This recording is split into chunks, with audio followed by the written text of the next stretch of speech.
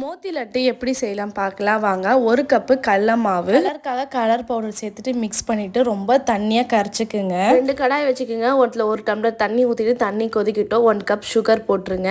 Low ஃப்ளேமில் வச்சிங்கன்னா பாகு வந்து திக்காக ஸ்டார்ட் பண்ணிடும். இன்னொரு பக்கம் எண்ணெய் ஊற்றி எண்ணெய் காஞ்சோனையும் நம்ம கரைச்சி வச்சு இந்த மாவு அதில் ஊற்றி நல்லா பொரிச்சு எடுத்துக்கோங்க. மிக்ஸி ஜாரில் போட்டு பவுடர் ஆக்கிங்க. பாகு அதுக்குள்ளே ரெடி ஆகிடும். அதில் போட்டு நல்லா மிக்ஸ் பண்ணிவிட்டு நெய்யில் முந்திரி திராட்சை இது எல்லாத்தையும் போட்டு வறுத்து கொட்டி மிக்ஸ் பண்ணிங்க. சூட்டிலே வந்து பிடிச்சி வச்சா லட்டு வந்து டேஸ்ட் வந்து நல்லாயிருக்கும்.